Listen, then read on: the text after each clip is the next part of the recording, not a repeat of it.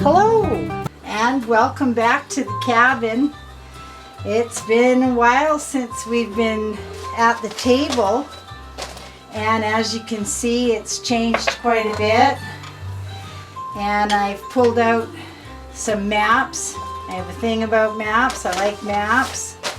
Should have been a cartographer. I've got the world map going on there. Got the Canadian map here, map of Canada, talk about, and we have a guest. Skyward Watcher is here. Yes, thank you for joining us.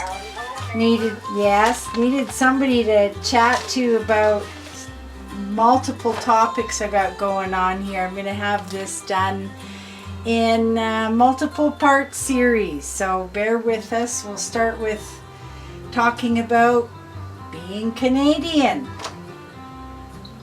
When we do have a break, I'm going to go get my book of maps so I can follow along with you.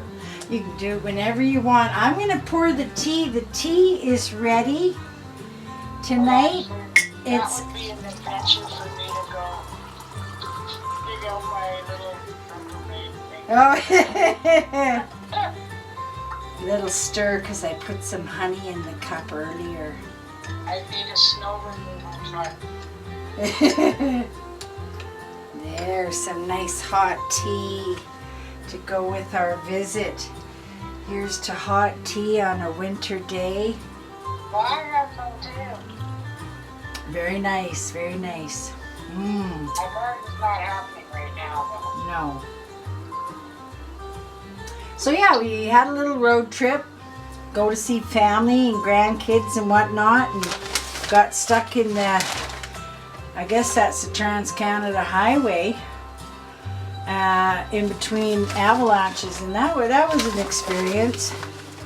But Yeah, we were prepared. Well, it turned into an adventure, I think. It was. We had a full tank of gas, water, juice, coffee, had cocoa. We had just stopped in Revelstoke before we got pulled in for the avalanche. We had everything. Snow pants, viz vests. I always say that. Take a viz vest with you. You never know when you got to get out of your vehicle, and then they can see you.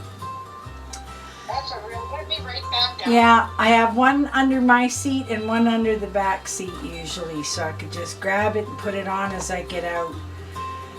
But thankfully, we were safe and made it through.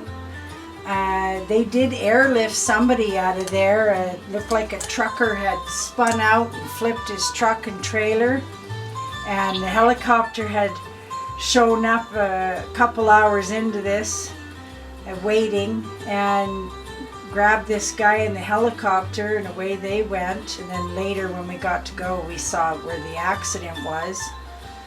But yeah, it was that time of year, lots of extra snow, and the roads were, you don't want to speed, you don't want to go too fast, you want to get home alive, you take it easy.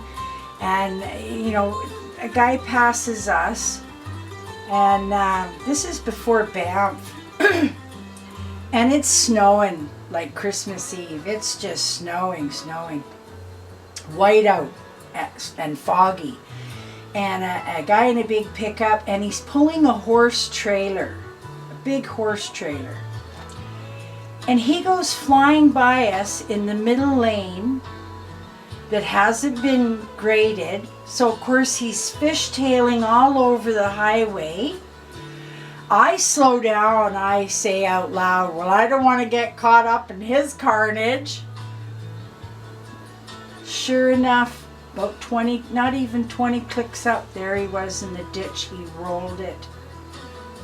Oh my God. Was there a horse in there? We have no idea. There was somebody else there helping him. I said, we've got to keep going, and it's a good thing we did, because we ended up getting stuck between avalanches instead of in an avalanche.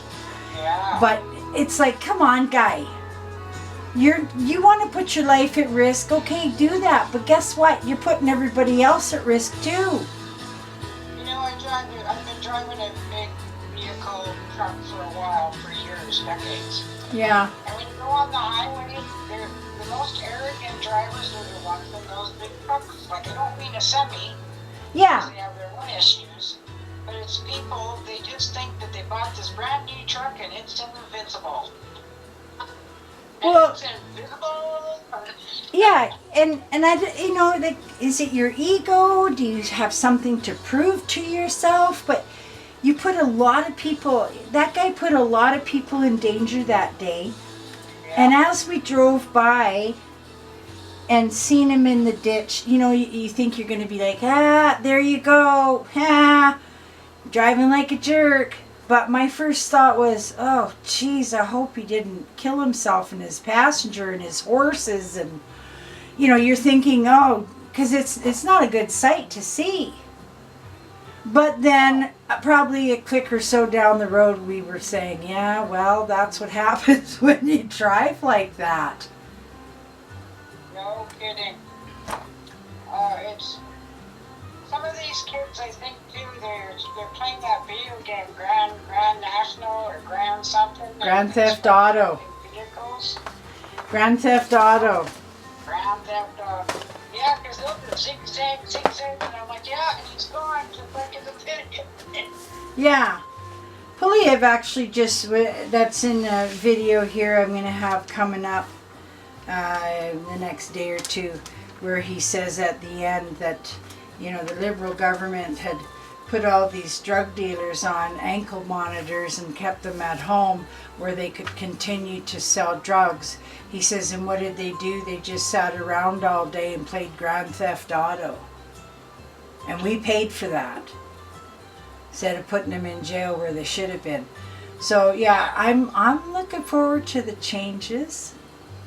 There's still a lot of crazy talk about Canada and the 51st state. I'm not concerned. I really am not.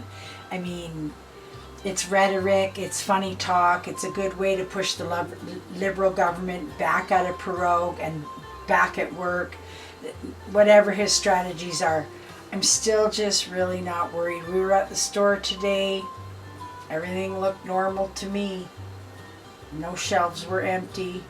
Now, 4 days ago, there was a few shelves empty, but we didn't get tariffs. So they were trying to pre-fearmonger that we were getting tariffs that day and had held back trucks with goods in it. So the shelves looked at, I thought, you sneaky people.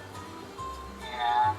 But bottom line is, don't give in to the fear mongering. We're always going to be a sovereign nation, and if it takes another leader to snap us back into reality, so be it. I sent videos around, or pictures of a video of when Pierre came to Edmonton, and me and my son went to the rally, and boy, if we didn't end up on that video. I saw you, yeah, you were on that commercial too. So I sent that. They're on YouTube and they're on the TV commercials, these videos. There's nice. Two videos in total that were on. And when I sent those pictures out, people have come back, oh, that's awesome. Were you there? Were you really there? No, that's a figment of your imagination. Yes, yeah. It was me and my son. And they're like, oh, we can hardly wait for him to get in. But will they go to the rallies? Will they support? Will they stand up and talk to their neighbors some sense? This is the thing, you want everybody else to do the work. Well, go to some of these rallies. There's one that was just in Penticton. Yeah, I got a sign in my front window, and I'm going to, when I go bombing around, I'll have it in the back of the truck eventually. But they just had a rally in Penticton. Yeah, that's not too far from us. And, back in the day, it was peace rallies. I've got so many videos and photos of us traveling around. We were much younger, and I used to love to go to the peace rallies. They used to have at least 2 every year in Victoria, and it was an excuse for me to go for a drive out to the island. But people don't know what it is anymore to get out and be on the soapbox and say how you feel about your government and your community. And There's Yeah. strong-minded people there. Yep. They are for him, and they are for him. Well, when you see the cleanup going on down south, we want some of that cleanup too. And we're going to get into that on part 2. Hold your thought there. And we'll be right back with open conversations at the little cabin.